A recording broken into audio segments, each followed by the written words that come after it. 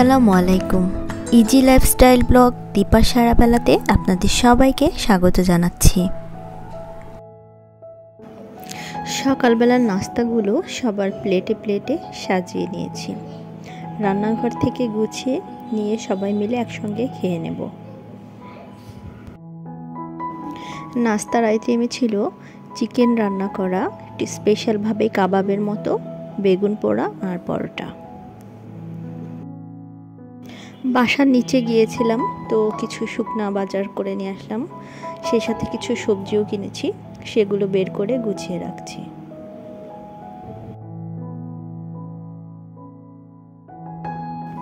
সকালে কিংবা বিকেলে চায়ের সাথে এই মিল্ক মেরি বিস্কুটটা কিন্তু আমার খুবই ভালো লাগে।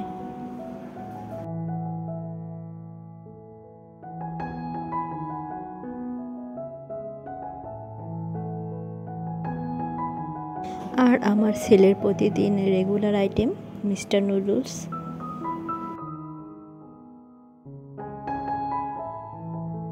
আর ভর্তা খাবার জন্য সরিষার তেল।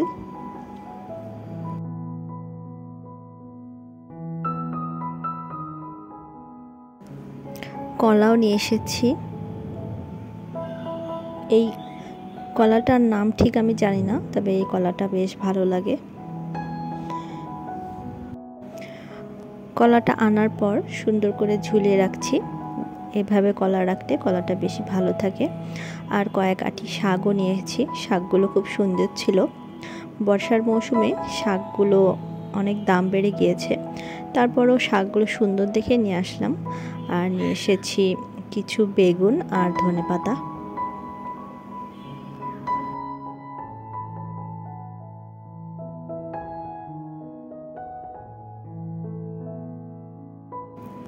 বাজারঘাট গুছিয়ে নিয়েছি, এখন ফার্নিচারগুলো মুছে নিচ্ছি। একদিন না মুছলেই এত পরিমাণে ধুলা পড়ে যায়, সে তো দেখাই যাচ্ছে। যাই হোক, পরিষ্কার করে নিচ্ছি, একটু পরে আমার বুয়া চলে আসবে, তার আগে একটু মুছে নিচ্ছি।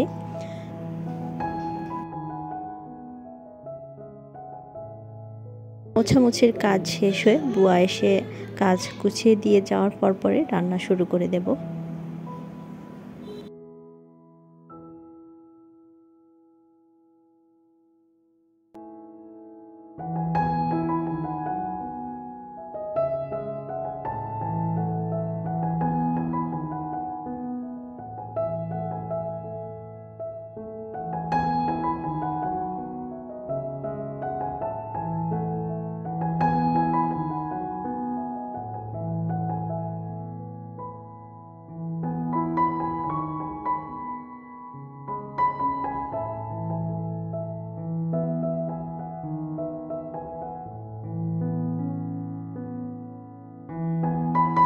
রান্নায় চলে এসেছি, খুব সিম্পল রান্না। কিছু কচুর লতি বাসায় ছিল, আর কচু দিয়ে চিংড়ি মাছ রান্না করে নিচ্ছি।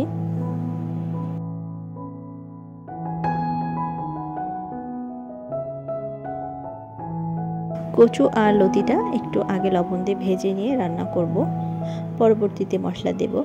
আর এদিকে করলা ভাজি করে নিচ্ছি। করলা ভাজিটা আলু দিয়ে করছি, আর শেষের দিকে আমি কিছু মাছের ডিম দিয়ে দেব, শিং মাছের ডিম।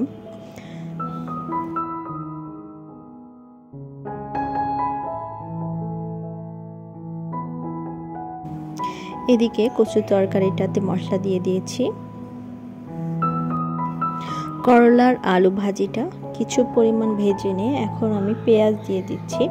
এই ভাজিতে পেঁয়াজের পরিমাণ একটু বেশি হলে ভালো লাগে, আর এজন্য যাতে পেঁয়াজটা খুব পুড়ে না যায় এজন্য একটু দেরিতে দিলাম। আর তারপর আমি মাছের ডিমটা একটু আলাদা করে ভেজে নিয়ে করলার সঙ্গে মিশিয়ে দেব। এদিকে রান্নাটাও হয়ে গিয়েছে, আর করলা ভাজিটাও প্রায় হয়ে এসেছে।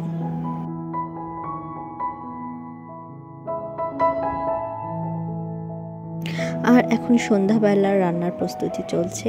নুডলস রান্না করব, তো সসে চিংড়ি মাছ আর ডিম দিয়ে রান্না করে নিচ্ছি।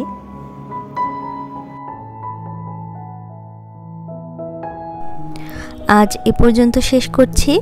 আর আজকের ভিডিওটি ভালো লাগলে লাইক দিন। আপনার কোনো ইতিবাচক মতামত থাকলে কমেন্টে জানান। আমার সঙ্গে থেকে অনুপ্রাণিত করতে অবশ্যই সাবস্ক্রাইব করুন এবং পরবর্তী ভিডিও পেতে পাশে থাকা বেল বাটনটি ক্লিক করে রাখুন। সবাই সুস্থ থাকুন, নিরাপদে থাকুন। আল্লাহ হাফেজ।